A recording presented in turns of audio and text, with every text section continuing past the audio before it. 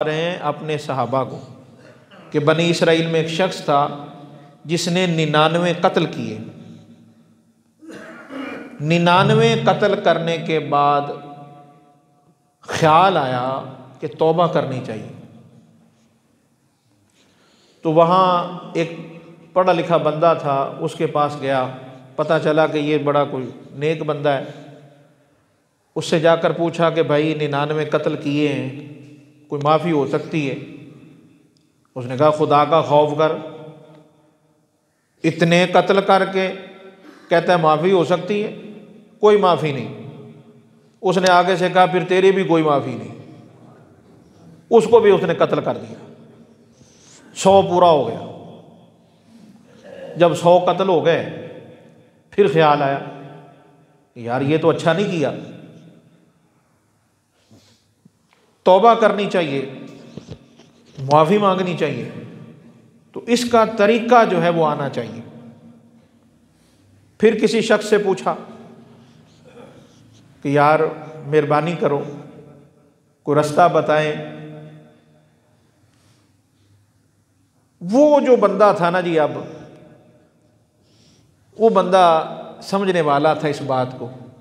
उसने कहा कि फलां इलाके में चले जाओ, वहाँ अल्लाह के कुछ नेक बंदे रहते हैं,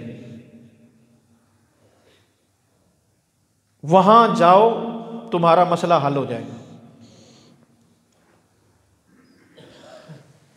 अब ये 100 बंदों का कातिल चल पड़ा उस बस्ती की तरफ। जब आधा सफ़र इधर से कर लिया, आधा इधर रह गया, तो मौत आ गई, फौत हो गया।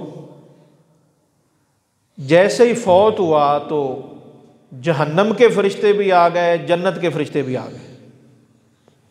जन्नतियों ने कहा कि ये हमारा केस है, जहन्नमियों ने कहा ये हमारा केस है, हमने इसको जहन्नम में ले जाना है। जन्नतियों ने कहा, फरिश्तों ने, नहीं भाई हमने तो इसको जन्नत में ले जाना है। अब फरिश्ते आपस में बहसने लगे। वो कहें जी हमने नहीं जाने देना, वो कहे जी हमने नहीं जाने देना। ये 100 बंदे का कातिल है, हम इसको कैसे जन्नत में जाने दें?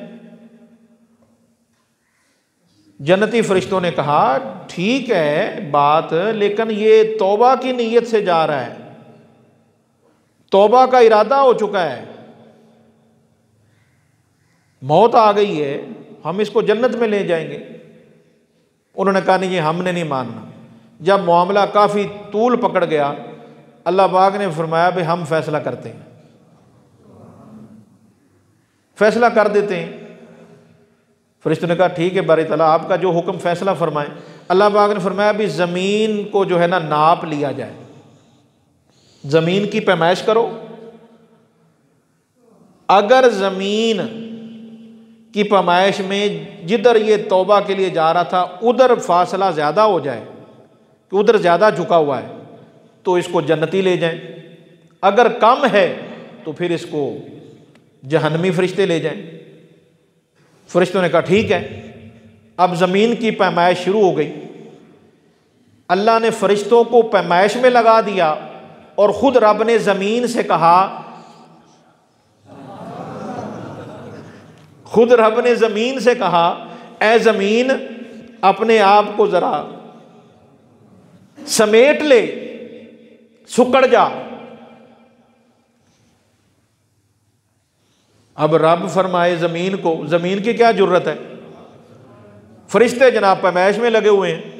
पैमाइश की गई तो जिधर जा रहा था उधर का फासला कम हो गया, उधर से ज़्यादा हो गया। फैसला हो गया, अल्लाह पाक ने फरमाया ये बंदा जन्नती है, इन्हें जन्नत में जाने दो। अच्छा आपने गौर किया है इस बात को? ये गुनाहगार की शान तो देखें यार। अगर आपका ज़ौक़, मेरा ज़ौक़ तो इजाज़त दे रहा है, अगर आपका भी ज़ौक़ इजाज़त दे तो मैं बात कर दूं बात जी। इतनी तरफदारी गुनाहगार की इतनी तरफदारी, बात पे ध्यान है। फरिश्तों से कहा तुम नापो जमीन को, और रब खुद तरफदारी किधर फरमा रहा है। ये गुनाहगार की शान है कि नहीं है? कितनी गुनाहगार की शान है।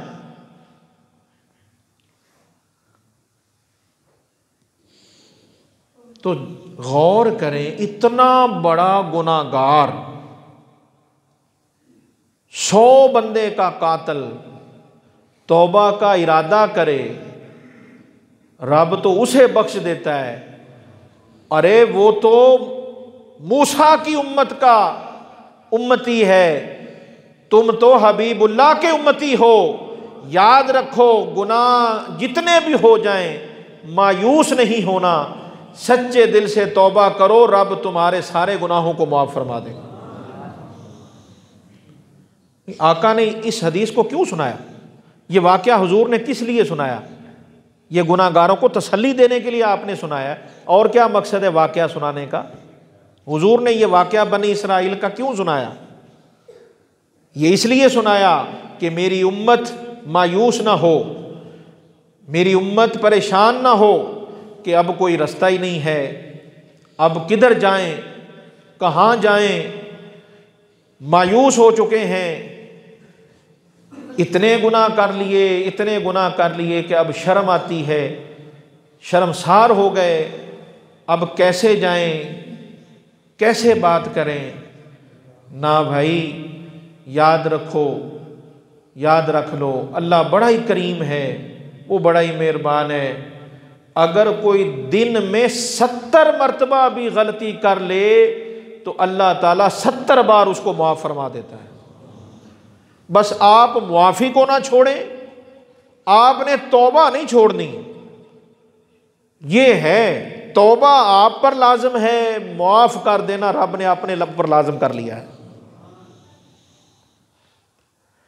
जो अपने ऊपर तौबा को लाजिम कर लेते हैं, अल्लाह उनको माफ़ करना अपनी शान के मुताबिक लाजिम कर लेता है।